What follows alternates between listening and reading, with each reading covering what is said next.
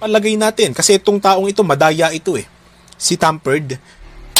Sa paggawa ng West Philippine Sea, Yan. ha? Yun ang Baka nakita sinakop nila alternatibo. sapsap lang. Paano yung KIG? Tinatanong ko ulit, titingnan po niyo, balikan po ninyo yung mapa. Bakit po ninyo hiniwalay? Nako, wanag si Carpio, traidor. Hindi lang sa sambayan ng Pilipino, hindi lang sa bansang Pilipinas, pati na yung nasa saligang batas, sinasalaula ni Carpio.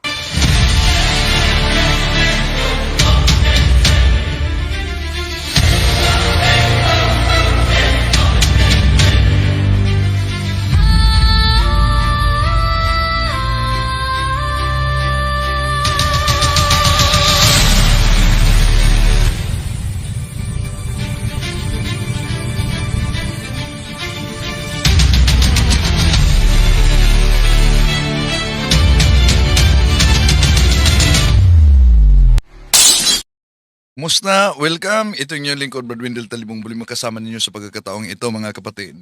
At talagang kung panoorin ninyo ito, matatawa kayo at magtaka. Diba, maliban na si Senador Rodante Marcolita ay isang mambabatas, siya ay abogado. Pero alam nyo, ang daming sablay. Pero bago dyan, may nag-comment, baka nabasa ninyo sa pagtalakay natin dito. Bakit umanong pakialaman pa natin yung West Philippine Sea? Sabi niya, Talibong, anong pakialam mo dyan? Lininawin natin, ang usaping ito ay hindi simpleng territorial dispute lamang. Ito ay usapin na may kaugnayan sa pambansang soberanya. So, ibig sabihin, pati na yung kabuhayan ng mga mangingisdang Pilipino, likas ng yaman sa ating bansa. At may kaugnayan sa ating kapayapaan, di ba? So, may kaugnayan sa katarungan. May kaugnayan sa karapatan ng tao. Di ba? So, ibig sabihin, tungkulin natin bilang kaanib sa tunay na iglesia na magsalita at ituwid yung kumakalat na propaganda at fake news, di ba? So, ang tinatalakayan natin at may propaganda mismo, si Tinig ng Karunungan at itong si Senador Rodante Marcolita, kailangan talagang ituwid. Alam naman natin mga kapatid na ang Kalayaan Island Group at ang West Philippine Sea ay hindi lamang ito issue ng mapa. Ito ay issue ng tao, issue ng bayan. Ito ay issue na may kaugnayan sa kinabukasan ng ating bansa. Mapansin ninyo dito, ang daming sablay ni Senador Rodante Marcolita, maliban na siya ay mambabatas, siya ay abogado, pero mapansin ninyo, hindi porket ang nagsalita pala mga kapatid ay isang abogado at isang mambabatas, sinusuportahan pa ng kapatid niya na kaanib sa INC, na INC vlogger tulad ni Tinig ng Karunungan. Hindi, ibig sabihin na dahil sinabi nila yon ay otomatikong tama na ang kanilang pahayag. Bakit? Dahil ang katotohanan hindi ito nakabase sa ingay. Ito ay nakabase sa ebidensya na nakabase sa wastong proseso at sa batas. Bakit sinabi nating wastong proseso? Dahil alam niyo naman, sinabi ni Senador Marcolita, I pronounce you guilty of treason. So, sa ating pagsagot, makikita ninyo ang katotohanan na lalo na pag sinusuri ninyo ang batas at lohika bilang mga mamayan. Tungkulin natin na ituwid ang mali. Hindi ito para siraan, kundi para ipagtanggol ang prinsipyo ng due process, ang rule of law. Ang hustisya ay hindi nakukuha sa ingay sa social media, kundi sa tamang proseso. Ang tanong, tamang proseso ba ang pagsabi ni Senador Rodante Marcolita, hindi na kita kakasuhan ng treason. I pronounce you already that you are guilty. Tama ba yun? Samahan ninyo ako.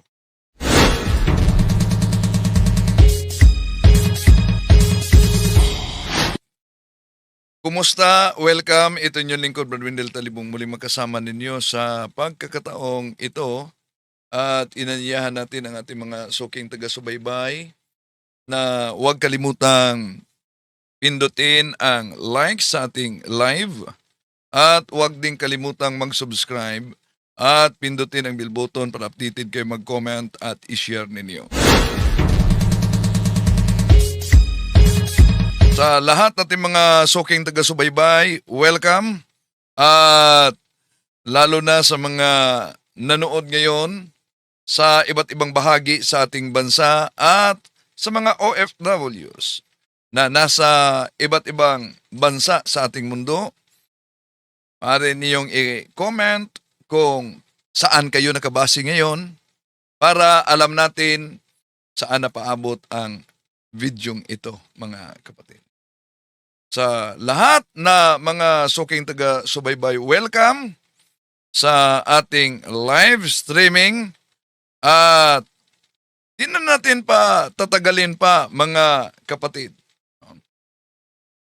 Ating ipagpatuloy ang pag-komento, reaction sa nauna ng pahayag nitong tinig ng karunungan na isang INC. Kung maalala ninyo, nagkasagutan na kami kaugnay sa doktrina at sa pananampalataya at nakapagtataka kung bakit ang video niya ay biglang binura o pina-private ba kaya, no? So, ito na naman. Sa talakayan, may kaugnayan sa paglalait nila kay Retired Associate Justice Supreme Court Antonio Carpio. Grabe talaga. Tinatawag nilang traidor umano si Carpio. Ha? Okay. Sabi ni Arthur, sanay na sila diyan sa pagsisinungaling. Itanong ninyo kay Bro Alfie Angeles dahil galing siya. Galing talaga si Bro Alfie. Okay, di na natin pa tatagalin pa, mga kapatid. Ating lilinawin at sagutin reaction punto por punto sa pahayag ni Marcolita at sa pahayag nitong si Tinig ng Karunungan. Alam mo, maski na grade 1 naman na pupil din, naiintindihan niya na hindi mo pwedeng ipamigay ang saganang sayo. Ayun. Lalong-lalo na kung pinag-uusapan natin ay teritoryo. Ito, mas matindi. Kung sinabi ni Carpio na every first year law student, alam na hindi mo pwedeng kasuhan ng treason ang isang kapwa mo Pilipino without in times of peacetime, kapag walang digmaan, hindi mo pwede siyang kasuhan ng treason. Sinabi naman ng Senator Marcoleta, kahit grade 1, alam na hindi mo pwedeng ibigay ang teritoryo ng isang bansa. Ay, mas... Yan. Yun daw ang matindi, mga kapatid. Yung mas kay grade 1, maintindihan na hindi dapat ibigay ang teritoryo ng ating bansa. Pero ang tanong, anong katibayan ninyo na binigay ni Retired Justice Associate Antonio Carpio ang bahagi sa teritoryo ng bansa? Anong katibayan ninyo? Hindi ito base lang sa pag-iingay sa social media at sa television, di ba? Pero mapansin ninyo, ang sabi dito ni Tinig ng Karunungan, balikan natin. Maski na grade 1 naman na pupil din, naiintindihan niya na hindi mo pwedeng ipamigay ang saganang sayo. Ayun. Lalong-lalo na kung pinag-uusapan natin ay teritoryo. Ito, mas matindi. Kung sinabi ni Carpio na every first year law student alam na hindi mo pwedeng kasuhan ng treason ang isang kapwa mo Pilipino without in times of peacetime, kapag walang digmaan, hindi mo pwede siyang kasuhan ng treason. Sinabi naman ng Senator Marcoleta, kahit grade 1, alam. O yan pala ang sagot ni Senador Marcoleta na kahit grade 1, alam ang teritoryo na hindi dapat ipamimigay. Napansin niyo mga kapatid, nilihis dito ni Marcoleta ang issue kaugnay sa hamon niya na sampahan ng kasong treason si retired Justice Associate Antonio Carpio. Kaya sinabi ni Carpio na kahit first year law student, alam nila na hindi ka pwedeng sampahan ng treason kung wala ang elemento, absent ang elemento nito. Ano? Na may naganap na digmaan. Ngayon, anong sagot ni Senador Marcoleta? Ang sagot niya, nilihis niya. Bawat grade 1 daw alam na ang teritoryo ay hindi dapat ipamigay ito. So di ba, inilihis niya sa legal na usapin sa issue tungkol sa treason. Malinaw naman yung sinabi ni Carpio. Ang krimen na treason kailangan ayon mismo sa batas. Sa Revised Penal Code, may digmaan laban sa Pilipinas kontra ibang bansa, dayuhang bansa, at tumutulong o kumakampi yung isang Pilipino doon sa kalaban. Yon ang treason. Diba? So, ngayon, inilihis niya sa grade 1 na alam umano ng grade 1 na di dapat ipamigay yung teritoryo ng ating Pilipinas. Pero, meron ba siyang naipakitang konkretong ebidensya kahit na si Tinig ng Karunungan at si Senador Marcoleta na ipinabigay ang teritoryo ni Carpio? Ibig sabihin, meron ba silang maipakitang nagpirma ng anumang kasunduan si Carpio para isuko itong teritoryo? Meron bang maipakita silang nakipagsabuatan sa mga dayuhang makapangyarihan laban sa Pilipinas o gumagawa ng opisyal na hakbang para bawasan ang sakop na teritoryo sa ating bansa?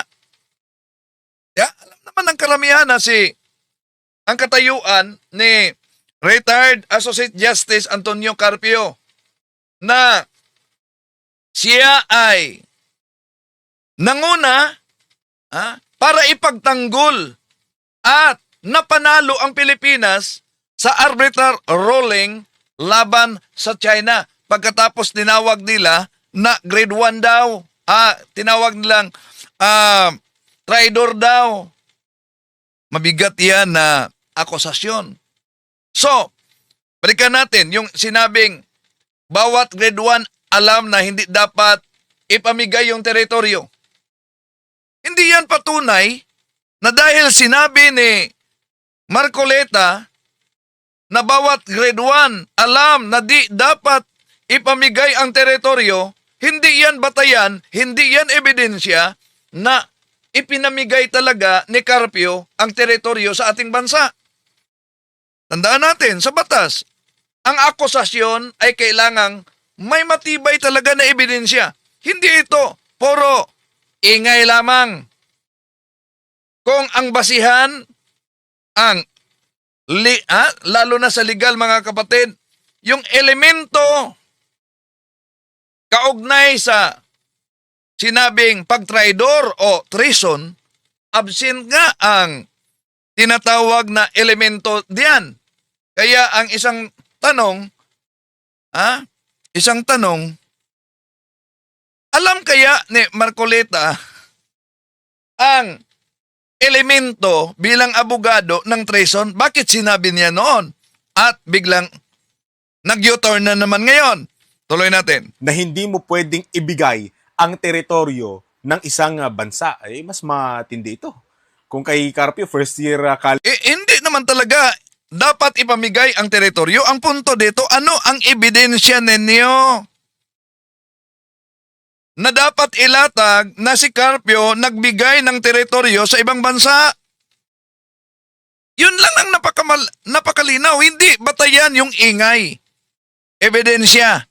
Pero mamaya may ilalatag sila, mga kapatid, na para tingnan, oo nga, nagkulang. Parang binigay. Yun ang lilinawin natin. Okay, patuloy muna natin. na. Kay Senator Marcoleta, grade 1 pa lang, dapat alam mo na hindi mo pinamimigay ang teritoryo ng ating bansa. Ulitin natin yung bahaging yun, mga kababayan. Ayan. Dihan niya na hindi mo pwedeng ipamigay ang saganang sayo. Ayun.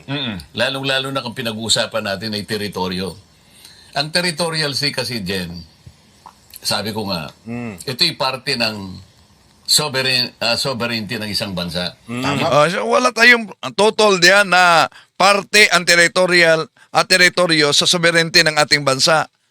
Ang punto dito, di ba, against si Marcoleta sa fake news na pagpapakalat, ang punto dito, ano ang basihan niya at ano ang ebidensya niya bilang abogado at mababatas na ipinamigay ni Carpio ang teritoryo? Tuloy natin. Hindi lamang yung land features. Tama. Ang kabuuan po ng land features ng ating bansa ay 300,000 square kilometers. Ngayon, sa pagkakakwenta niya doon sa pinag-uusapan nating teritoryo, sana na pwede nang iano ni Direk. Ayan, ipapakita nila mga kapatid dito, ipapakita nila. Kung wala talaga kayong background, parang, nagkulang, baka ibinigay. Pero sapat na ba itong ipinakita ni Marcoleta at Tinig ng Karunungan para sabihing binigay ni Carpio ang teritoryo ng ating bansa? Pakinggan ninyo.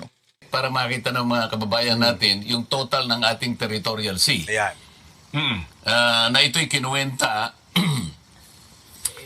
Ayun. Ayan. Ito ang ipinakita. Ibig sabihin, yun ang ebidensya niya. Pero, parang kinikiliti ako sa pahayag niya dito. Bakit? Dahil nagiging guilty daw si Carpio. Ano yan? 1935 Konstitusyon.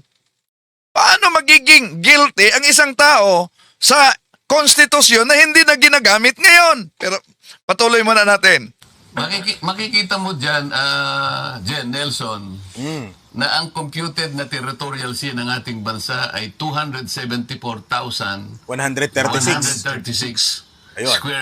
square miles. Square miles yan, ano? Opo. Ngayon, Square nautical makikita miles. mo, noong i-dispose niya yung Yan. Republic Act 9522, kasi 22. naging ano ito eh, naging asunto ito, kinwestiyon siya ng isang professor ng international law sa UP, Justice si Professor Professor Magallona. Magallona. Melvin Magallona yata. Opo, yun. tama po. Malrin. Yung RA 3046 at saka yung RA 9522. 952, opo. Ngayon, makikita mo dun sa kanang bahagi ng column, ang natira na lang ay 32,106 square 2,106 nautical miles. Square Pambihira nautical ito. miles. Oo. Oho. Ang laki nang nawala, mga kababayan, no? O yan, ang laki ng nawala. Dahil sa ipinakita na ito, ang konklusyon dito, pinabigay ni Carpio. Oh? Nung hindi pa pinapasa nila Carpio itong RA 9522, kailangan nating maunawaan yung nasa kaliwa. Yan po yung kabuuan ng ating territorial sea na may sukat na 274,136 square nautical miles. Yan po yung kabuuan ng ating territorial sea.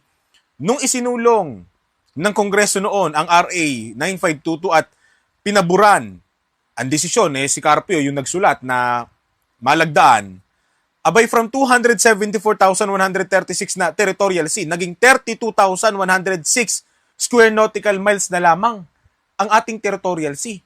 O di sa makatuwid, minabawas. Oh, yan. Sa makatuwid, may nabawas. Kaya sa makatuwid, ipinabigay. Yon ang kanilang konklusyon kahit si Marcoleta. Yan talaga ang konklusyon. Base lang sa ipinakita ni Marcoleta. Pero kaya nga kung talagang haharap si Marcoleta sa debate ni Carpio, nako, delikado. Mangangamuti talaga ito si Marcoleta. Na hindi ito batayan na konkretong ebidensya yung pinakita ni Marcoleta na ipinamigay ni Carpio ang teritoryo ng ating bansa. Di ba? Dapat ipakita na may pinipirmahan ba, lagda, na anumang kasunduan na nagsuko ng teritoryo o nagbawas ng teritoryo at ipinamigay ni Carpio sa dayuhan. May gumagawa ba na opisyal na hakbang si Carpio para bawasan ang sakop sa teritoryo ng ating bansa? So, dapat ipakita yan ni Marcoleta bilang abogado. Sa katunayan, alam naman natin mga kapatid na si Carpio ang nag-iisang pinaka-maingay para sa pagtanggol at napanalo niya ang Pilipinas sa arbitral ruling laban sa China. Di ba? Kaya yung pagsabi ni tinig ng karunungan at ni Marcoleta na bawat grade 1 alam daw umano na hindi dapat ipamigay ang teritoryo. Yung grade 1 ba? Marunong na ba yun magbasa? Dahil alam na umano. Marunong na kaya ang grade 1 at alam na kaya ng grade 1 kung saan nakalagay. Halimbawa, tanungin kayo, yung West Philippine Sea, saang bahagi nakalagay ang West Philippine Sea? Alam na kaya yun ng grade 1? Bakit yun ang sagot ni Marcoleta? Yung sagot ni Marcoleta na bawat grade 1 alam niya na di dapat ipamigay ang teritoryo na sa atin. Hindi yan patunay na ipinamigay talaga ni Carpio, di ba? Propaganda lang yan. Ulitin natin, sa batas, ang akusasyon ay may kailangan talagang matibay na ebidensya. Anong matibay ng ebidensya? Ipinamigay yon. Hindi hanggang ingay sa media o social media. Ang basihan ay ebidensya, di ba?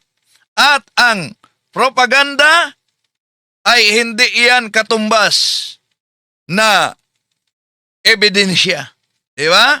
Okay. So, tuloy natin. Sila. Ay 274,136 136. Ayun. square miles. Square miles yan, ano? Opo. Ngayon Square nautical makikita miles. mo, noong i-dispose niya yung Yan. Republic Act 9522, kasi 22. naging ano ito naging asunto ito, kinwestiyon siya ng isang professor ng international law sa UP, Justice si Professor Professor Magallona. Magallona. Melvin Magallona yata. Opo, tama po. Malrin. Yung RA 34. Totoo na kinestyon ito sa Korte Suprema. Pero ang tanong dito, dahil binanggit ito ni Senador Rodante Marcoleta at meron naman siyang researcher, alam ba kaya niya na sa asuntong ito, naglabas na ng desisyon ang Korte Suprema? Alam kaya niya? Alam kaya ni Marcoleta na ang desisyon ng Korte Suprema dahil kini-question yung Republic Act 1922 ba yun? Republic Act 1922 na unconstitutional, ang resulta ng desisyon ng Korte Suprema pinagtibay na naayon sa konstitusyon. Ibig sabihin, nandyan na sa jurisprudence yan. Pero bakit? Bahagi lang ang tinatalakay dito ni Marcoleta. Hindi siya nakaabot sa desisyon sa Korte. Sa Korte Suprema pa, di ba? Kaya, yung aligasyon na ipinamigay yung teritoryo, dapat sagutin niya sagutin talaga yung mga katanungan, mga kapatid. Meron bang dokumentong permado ni Carpio na nakasaad ng pagsuko sa teritoryo? Meron bang kasunduan na si Carpio mismo ang nagpatibay na nagbabawas ng teritoryo ng Pilipinas? Meron bang hatol o opisyal na findings na nagsasabing isinuko talaga ni Carpio ang soberenya ng ating bansa? Meron? Yun dapat. Kung wala, ang pahayag na yan ay nanatiling akusasyon, nanatiling fake news, nanatiling chismis, walang basihan. Pero napansin ninyo, bakit kaya hindi direktang nasagot ni Marcoleta yung punto mismo ni retired Associate Justice Antonio Carpio, yung sinabi niya na kahit first year law student, alam na ang treason ay nangangailangan ng estado ng digmaan. Di ba? Nasa ilalim ng Revised Penal Code sa ating bansa yan. Nauna natin yung tinatalakay, mga kapatid, na malinaw na ang treason ay may mga elementong kailangan talagang patunayan o na yung mahalaga na nagkakaroon ng digmaan ang Pilipinas laban sa dayuhang bansa. So, kung wala itong elementong ito, edi paano magkaroon ng treason? Sa halip na sagutin yan ni Senador Marcoleta, mga kapatid, sa halip na sagutin yan, abay, lumilihis siya sa kanyang emosyonal na argumento. Ano yung paglihis niya? Tulad sa pagsabi niya na kahit grade 1, alam na hindi dapat ipamigay ang teritoryo. Pero may konklusyon na siya. Pero anong ebidensya?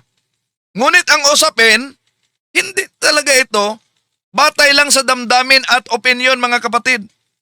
Ibig sabihin, ang paglipat mula sa technical na legal na argumento patungo sa simpleng paglihis nito ay maaaring isang paraan upang iwasan ang masilan na legal na punto na kailangang sagutin. Di ba? Hindi ang pagkamaingay ang batayan, kundi ang elemento ng batas at ang mga ebidensya. Sa madaling salita, hindi sinagot ang tanong tungkol sa batas. Pinalitan lang ito ng isang argumento na hindi naman direktang sumagot sa treason, di ba? Anong kanyang sabi? Anong kanyang sabi? I pronounce you guilty. Kung gayon, pwede bang sabihin na bilang abogado si Senador Marcoleta, mga kapatid, bago lang niya nalaman na ang krimeng treason, kailangang may umiiral na digbaan ang bansa para matawag na treason, at pangalawa, yung isang tao Pilipino na nakatira dito sa ating bansa ay pumapanig sa kalaban. Kaya, yung pahayag niya, I pronounce you guilty of treason, nagtaka na tayo. Di ba? Abogado siya. At hindi lang yan, mambabatas siya. At ang pagiging abogado at pagiging mambabatas, may kaakibat ito na responsibilidad. Lalo na sa paggamit ng mga mabigat na akusasyon tulad ng kasong treason. Hindi sa pamamagitan ng opinyon lamang na ibabato ito sa publiko. Ito ay isang seryosong krimen na nangangailangan talaga ng mga elemento kung totoong ginawa ba ito. Di ba? So, kung yung sinabi niya, I pronounce you guilty. Di ba? Sapat na ba yun? Na simple lang na pagbigka sa TV program, I pronounce you guilty? Bakit? Anong silbi sa due process Anong silbi sa hudikatura kung para sa kanya I pronounce you guilty? Dahil may kaso siya. Oh, at meron na umanong konklusyon ang Comelec kaugnay sa kaso niya. Papayag kaya siya? Papayag kaya si Senador Marcoleta na sasabihin lang, hindi na idaan sa korte mga kapatid, sasabihin lang, I pronounce you guilty without hearing? Without presentation of evidence? Ha? Tuloy natin. Total ng ating territorial sea. Ayan. Na ito'y kinuwenta. Yun. Ayan. Makikita mo dyan. Ito, ang tinatalakay Nelson, nila. Mm.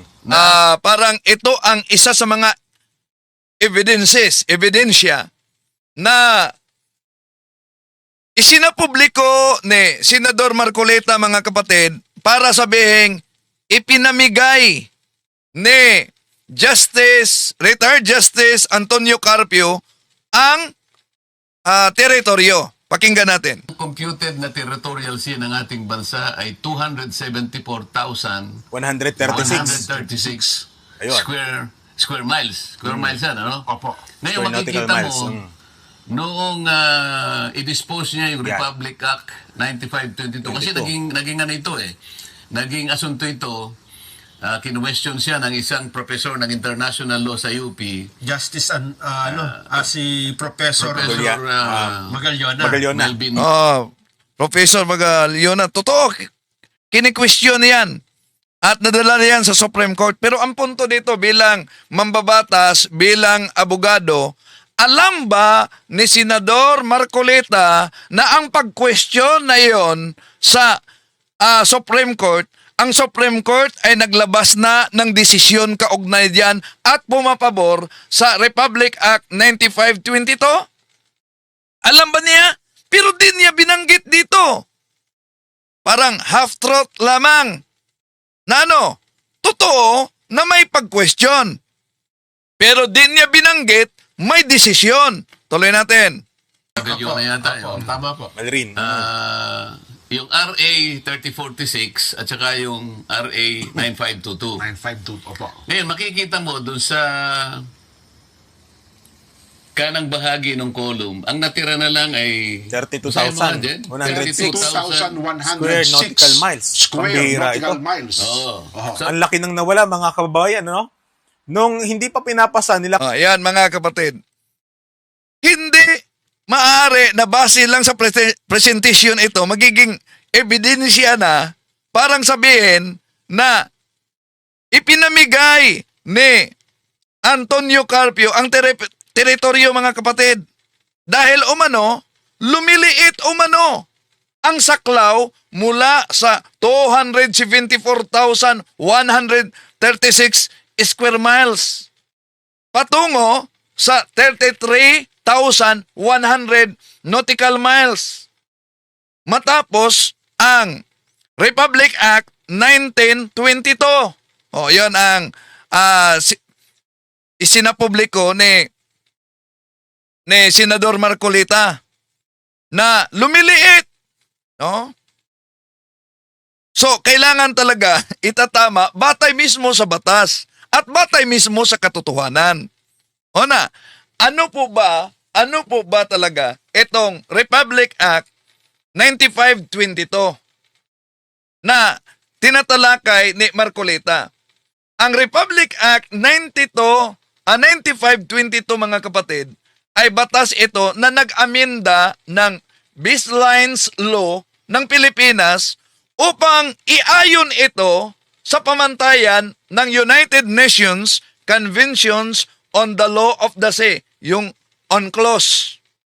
So, hindi ito batas na nagbigay, batas na nagbawas, o batas na nagdagdag ng teritoryo. Ito ay batas na naglatag ng tamang pagsukat, ibig sabihin baseline, kung saan ibabatay nila ang ating territorial sea sa exclusive economic zone at sa tinatawag na continental shelf. Oh. So, tandaan natin, magkaiba ang territorial sea. Magkaiba din ang exclusive economic zone territorial sea. 12 nautical miles mula sa baselines. No? Ganap na soberanya yan. Yung exclusive economic zone hanggang 200 nautical miles mga kapatid, yun ay karapatan sa likas ng yaman, pero hindi full sovereignty. Ang sinasabing 274,136 square miles ay hindi ito simpleng territorial sea, kundi kabuoang maritime space na kabilang sa ibang paraan noon. So, ang 33,100 nautical miles, mga kapatid, hindi ito katumbas ng pagsuko ng lupa. Ito ay technical na pagpaayos sa baseline measurement. Hindi ito pwedeng ihambing ng dalawang numero. Kung magkaiba ang basihan, magkaiba ang definition. So, ang tanong dito, dahil binanggit ito ni yung Magulyuna na kaso, may jurisprudence dyan. Magalyona versus Ermita, di ba? O, alam ba yan? Ang tanong, alam ba yan ni Senador Marcoleta bilang abogado, bilang mambabatas? Kung alam niya, ano ang desisyon ng Korte Suprema sa kasong Magalyona versus Ermita? Kini-question ang konstitusyon na ayon ba sa konstitusyon yung Republic Act 95-22. Pero alam nyo, nagpasya ang Supreme Court. Anong pasya ng Supreme Court? Na ang Republic Act 95-22 ay naaayon talaga sa konstitusyon. So, kung ang kataas-taasang hukuman, Korte Suprema, nagpasya na ang Republic Act 95-22 ay naaayon sa konstitusyon, meron bang sinabing may teritoryong isinuko? Wala. Ang batas ay pagsunod lamang sa on-clause, yung framework.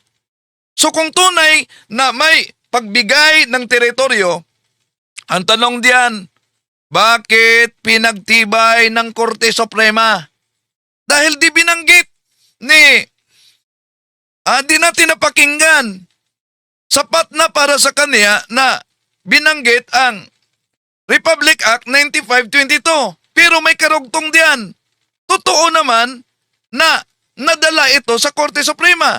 Pero bakit di niya binanggit na ang Korte Suprema ay may desisyon kaugnay dito?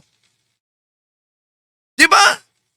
Kaya, ang tanong na kailangang sagutin dito, nasaan ang konkretong ebidensya na may aktual na lupain o kaya isla na ibinigay ni Justice Carpio? Diba?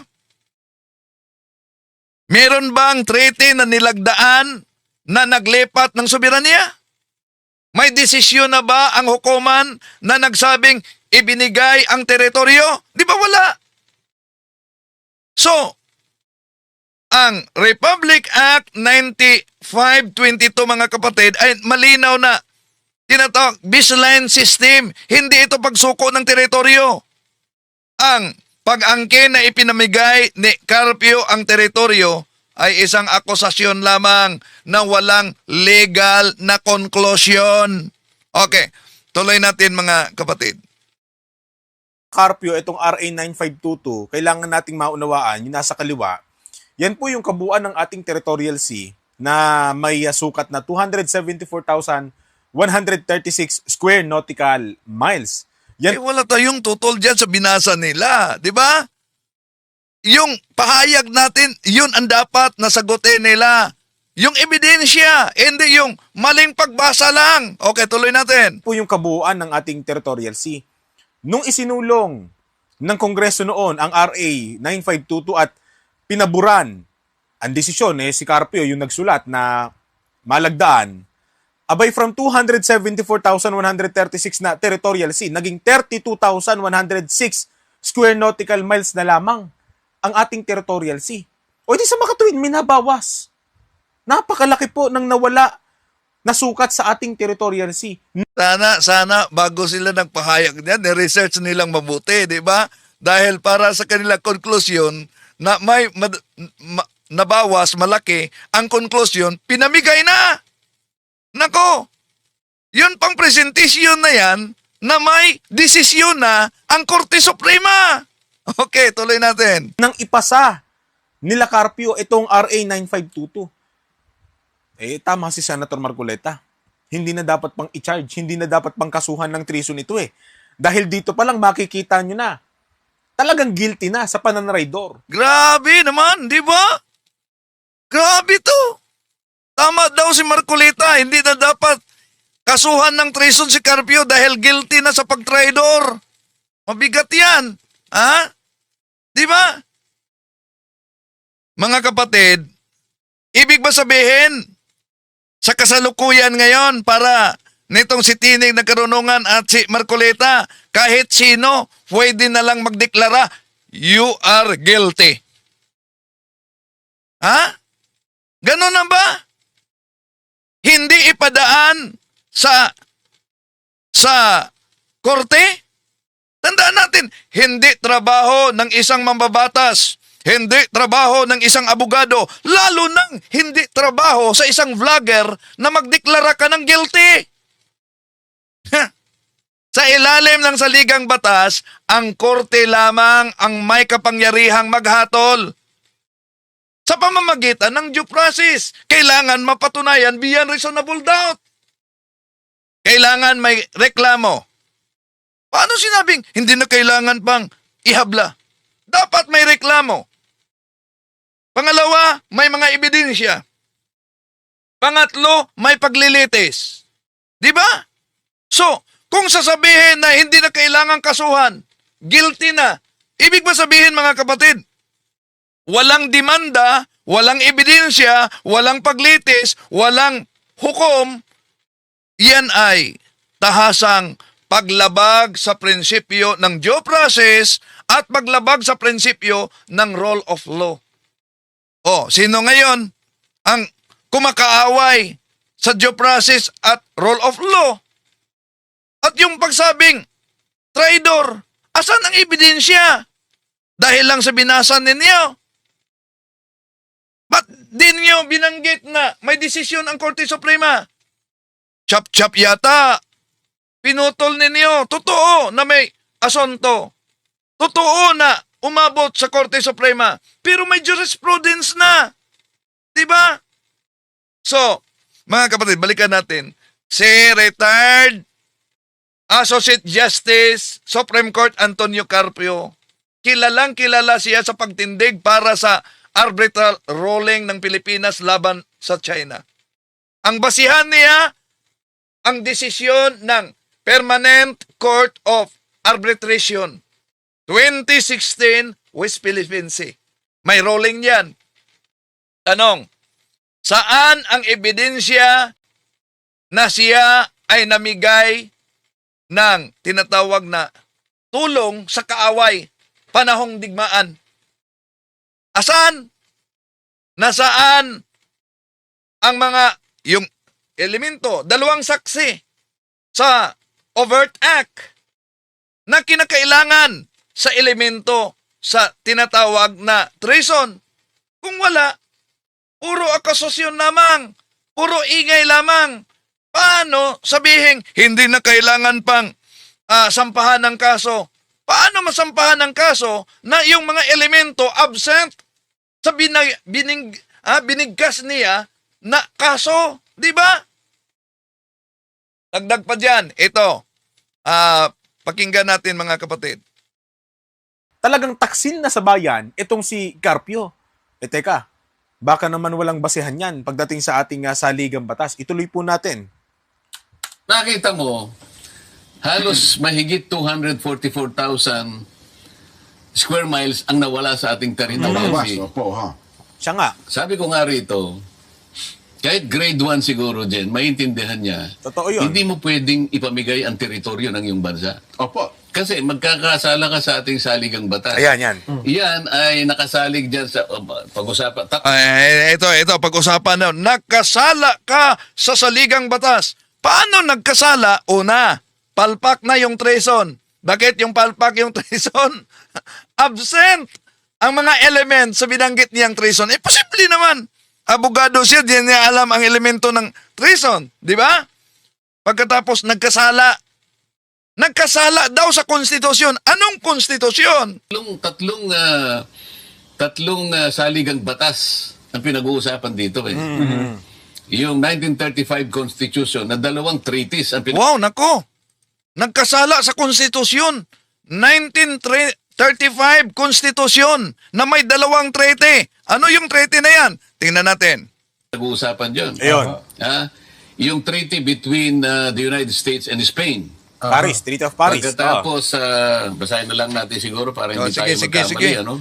Basahin para hindi magkamali. Dahil nagkamali na sa treason, di ba?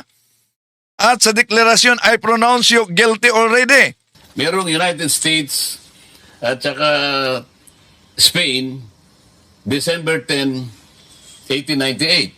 Ito yung 1898. sa Article 1 ng National Territory ng 1935 Constitution. At siya nga. binabanggit dyan, ang treaty naman between the United States and Spain, November 7, 1900.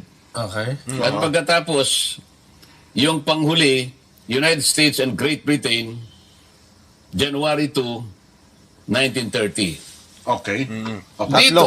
Dito in-stipulate Tatlong kasunduan yung yan. hangganan ng ating sovereignty. Ayun. Kaya nga, ang Article 1, nakalagay po dyan, national territory. Okay. Siya nga. Kaya nag-asunto si Professor Magallona. Wala tayong problema sa asunto ni Magallona. Bakit? May desisyon na yan. Kung abogado ka, alam mo na may jurisprudence yan.